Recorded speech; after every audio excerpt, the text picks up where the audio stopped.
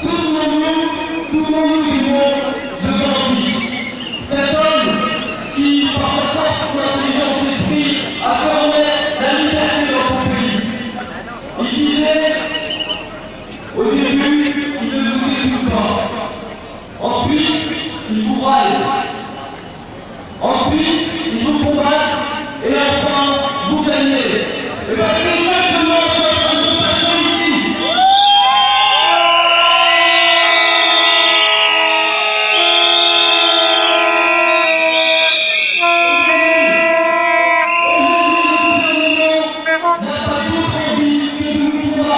Et encore une fois, la preuve, avec nous-mêmes, nous sommes maintenus pour 24 heures en garde à vue.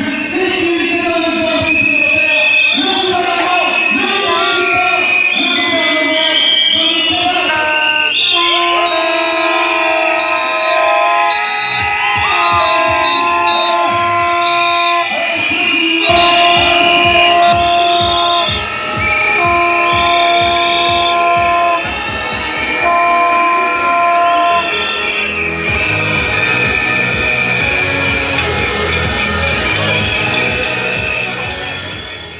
Ce sont les Français qui ont défilé sans rien casser à Rennes les 17 novembre, 2 février et les 20 000 opposants le 5 mai dernier sous vos fenêtres. Je cite, article 212. Les époux se doivent mutuellement respect, fidélité, secours, assistance. Article 213. Les époux assurent ensemble la direction morale et matérielle de la famille. Ils pourvoient l'éducation des enfants et préparent leur avenir. Voilà, mesdames et messieurs les élus, ce que vous allez dire aux deux hommes ou aux deux dames qui se présenteront bientôt devant vous. Vous allez leur demander, au nom de l'État, d'assurer ensemble la direction morale et matérielle de la famille. Nous avons un immense respect pour les personnes homosexuelles. Nous en accueillons dans nos rangs, qui construisent avec nous ce front du refus et nous les en remercions. Les citoyens qui se sont levés en quelques mois sous l'égide d'un collectif national dit la Manif pour tous, ces citoyens ne se tairont plus jusqu'à l'abrogation de cette loi du 18 mai.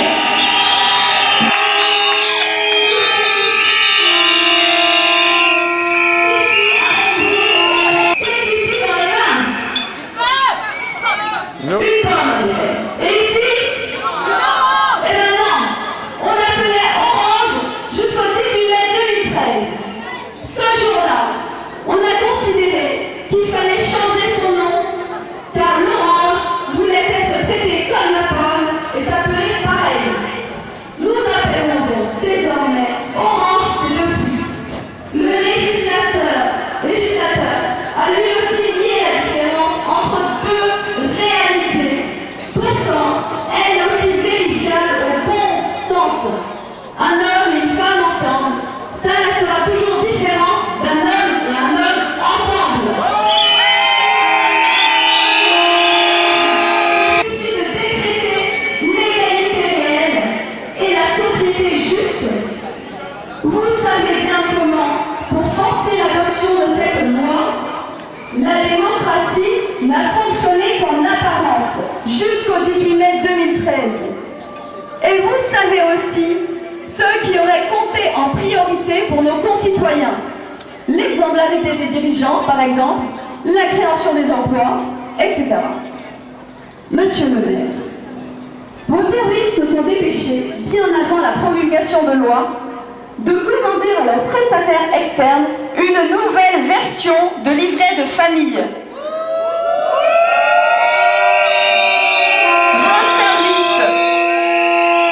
Vos services se sont dépêchés d'adapter leurs documents internes pour banaliser le sexe des candidats au mariage.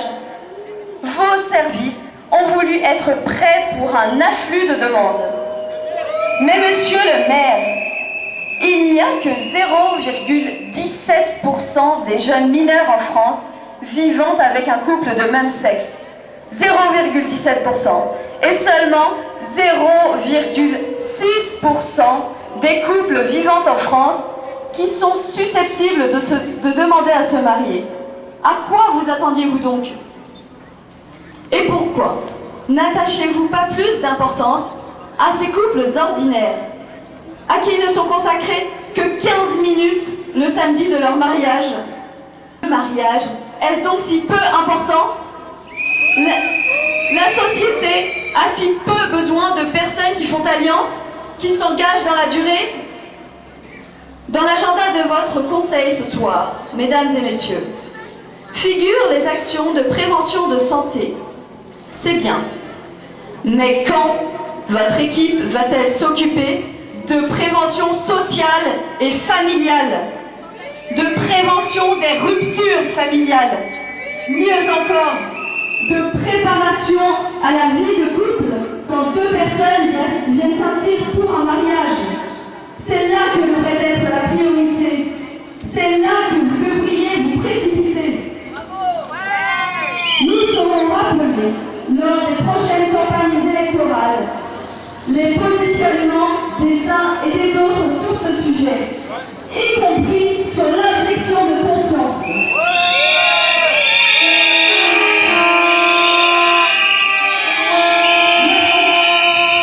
L'approbation de la loi, c'est possible juridiquement, que ce soit dans 1 an, dans 2 ans, voire plus.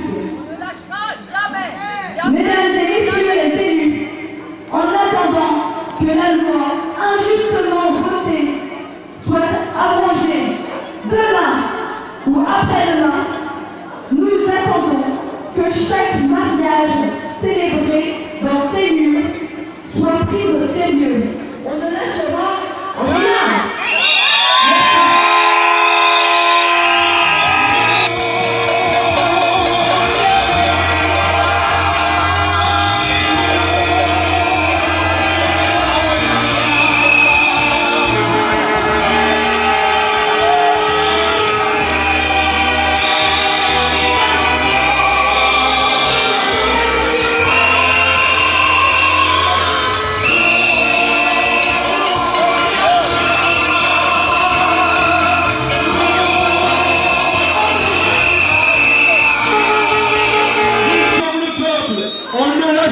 rien.